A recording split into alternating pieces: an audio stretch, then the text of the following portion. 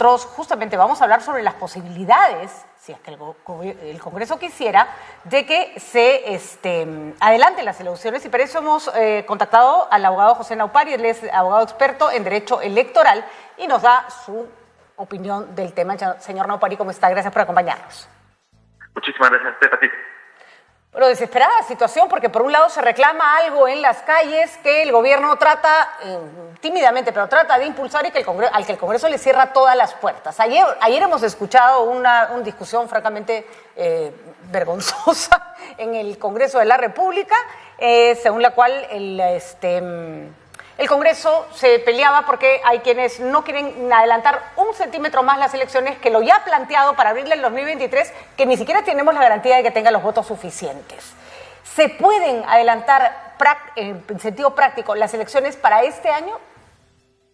Formalmente el tema no es si se puede o no se puede. El tema en sentido estricto es qué cosa voy a acortar.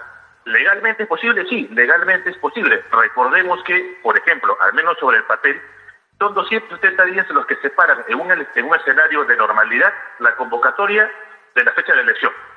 Si se hace el primer domingo de octubre, eventualmente tenía que haberse dado la convocatoria en enero.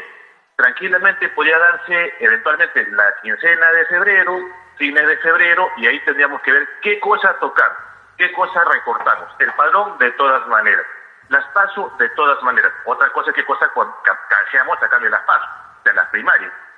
Quizás por ahí también el tema de qué nuevo plazo le colocamos para que los partidos se puedan inscribir, porque los partidos ahora que quieran participar solo podrían inscribirse hasta la fecha de la convocatoria. Pero son cosas que formalmente hablando se pueden mover.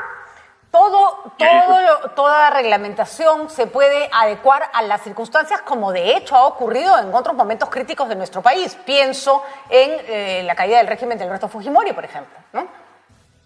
Bueno, en el caso de Alberto Fujimori había que recordar que, entre comillas, la cosa no era tan compleja porque, por ejemplo, no había ley de elecciones políticas. Y los plazos eran, por ejemplo, el plazo para presentar lista de candidatos al Congreso era 60 días antes, no 110 como ahora.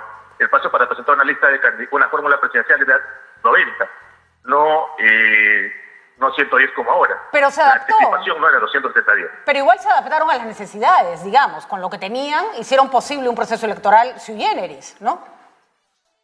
Claro, bueno, sin ir de repente, sin remontarnos no tan atrás en el tiempo, habría que recordar que para las elecciones generales de 2021, para las elecciones regionales y municipales de 2022, se hizo un marco normativo ad hoc atendiendo o utilizando el argumento del COVID.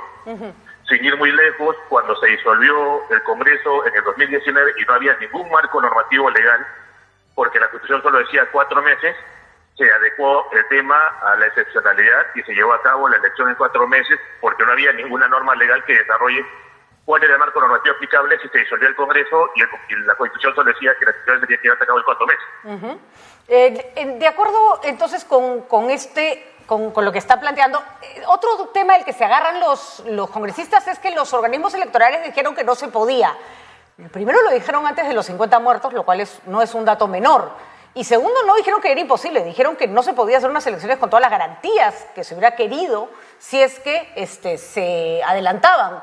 Pero claramente ese ya no es el escenario en el que estamos, ¿no? Bueno, habría que recordar que el jurado se pronuncia sobre la base de proyectos de ley en sentido estricto. Así es. Cuando fueron al Congreso les pidieron opinión sobre un proyecto de ley en concreto. Y ellos se pronunciaron sobre ese proyecto de ley. Punto 2, si mal no recuerdo, cuando fueron el sistema electoral se pronunciaron sobre la base del marco normativo legal que había en ese momento. Es decir, ahorita están pensando en la reforma que está un poquito más arriba, la Constitución. Entonces, lo que en su momento dijo el jurado, bueno, ya acá, reforma de la Constitución.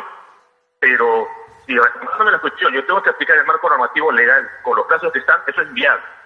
Pero si me vas a modificar la Constitución y luego me vas a modificar también la ley, ahí el tema es que el jurado no puede estar por encima de la ley. O sea, si me vas a modificar la Constitución y me vas a modificar la ley, el jurado simplemente tiene que cumplir. De acuerdo. Los proyectos de ley para cambiar la composición del Jurado Nacional de Elecciones es una de las cosas que reclaman quienes no quieren que se adelanten y dicen que esa reforma se tiene que hacer. Parece la menos indicada en estos momentos, ¿no? Sí, bueno, dentro de todo, el proyecto de dictamen que se sometió a consideración de la Comisión de Constitución y Reglamento el pasado martes no planteaba en sí mismo cambiar la conformación, sino ampliarla, ¿no? Ir de 5 a 7, digamos, crear jurados descentralizados. había algunos temas técnicos que ajustar, pero al menos a nivel de la Comisión de Constitución no estaban en la onda de cambiémoslos ahorita, eventualmente coloquemos dos más, pero no cambiamos. De acuerdo. Y eso es justamente lo que se está reclamando, así como no impulsar reformas como bicameralidad o reelección en momentos tan convulsos, ¿no?